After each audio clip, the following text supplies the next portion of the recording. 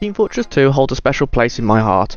It's truly one of my absolute favourite games, so coming to terms with the title of this video has been quite a tough pill for me to swallow, but let's explore why the prospect of Team Fortress 2 on Source 2 might be a distant dream.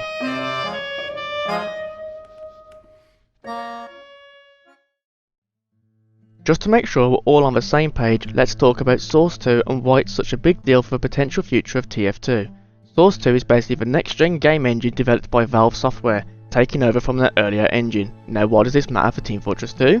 Well, Source 2 has the potential to bring a whole bunch of improvements to the game, like better graphics, smoother performance, a more realistic physics, and even cross-platform development. It's like a major upgrade that could really help modernise Team Fortress 2. Creating Team Fortress 3 in Source 2 is a hefty challenge because it requires building the game from the ground up. However, the upside is that it offers an opportunity to address the current spaghetti code issue that TF2 is contending with. While this isn't a challenge unique to Source 2, it remains a significant consideration. Starting fresh could potentially lead to a more streamlined and efficient code base, ultimately contributing to a more stable and enjoyable game experience in Team Fortress 3. Now let's kick off this discussion by taking a closer look at Counter-Strike Global Offensive, and specifically its predecessor CS2. Counter-Strike made its move to Source 2 for a bunch of reasons, unfortunately not shared by Team Fortress 2. Firstly, CSGO is a simpler game compared to Team Fortress 2. CS2 has 16 maps, while Team Fortress 2 boasts a whopping 16 official game modes and over 100 official maps. Now let's talk about weapons. CS2 has around 20 guns, which is nothing compared to TF2's extensive lineup of around 163 weapons, not including or counting any sort of reskins. Counter-Strike also dodges any sort of complexities that come with TF2's 9 different classes. Let's look at the player numbers. Counter-Strike 2 cruises along with an average player base of around 807,000, while Team Fortress 2's all-time peak is around 250,000. When you strip away the bots and idle accounts, it becomes pretty obvious why Valve doesn't give TF2 the love it deserves.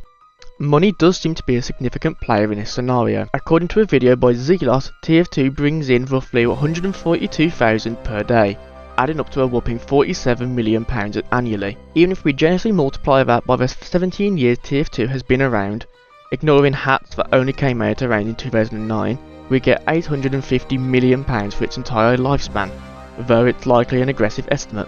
Now, let's shift our focus to CSGO.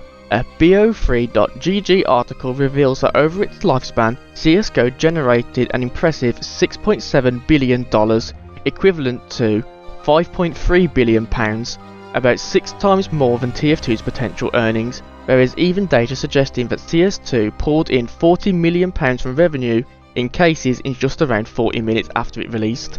While Valve truly knows the exact numbers, these figures alone might explain why investing time and money into getting TF2 to Source 2 might not be a top priority. The esports aspect is a real game changer. CSGO has a massive esports scene with big advertisements and solid funding. Now, TF2 could totally be a star in the esports world. I mean, just check out Funk's video on why TF2 would make a good esport.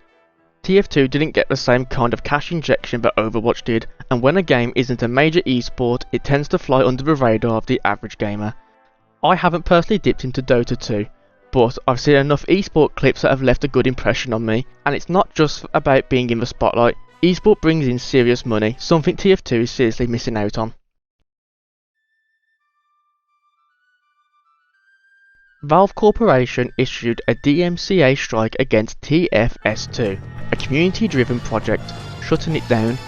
It's a mixed bag of emotions because on the one hand it makes you wonder if Valve is making moves for Team Fortress 3, but then again maybe they're just safeguarding their own IP because, you know, Team Fortress 2's got a pretty unique game and I don't want other people messing with it. Checking out the DMCA details, I couldn't figure out whether if TF2 files got unlisted or if Valve has taken them for their own uses.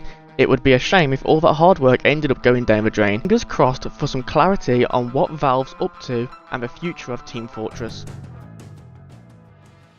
Valve's recent focus has been on innovative hardware like VR and the Steam Deck, both of which Team Fortress 2 might not sync well with. While there hasn't been any official announcement from Valve about any new games in the pipeline, given the current direction, it's reasonable to wonder if TF2 might be left in the past as Valve explores new horizons.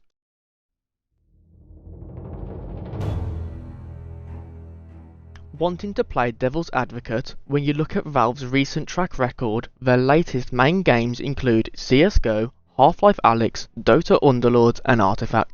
If we take these as a benchmark, it seems like Valve might be more inclined into reviving existing titles or working within an established IP.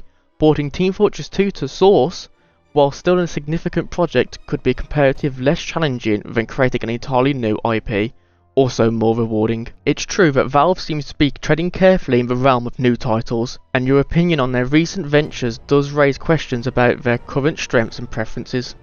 I sincerely appreciate your time spent watching and engaging with my thoughts on the future of Team Fortress 2. I strive to convey my points with the utmost clarity.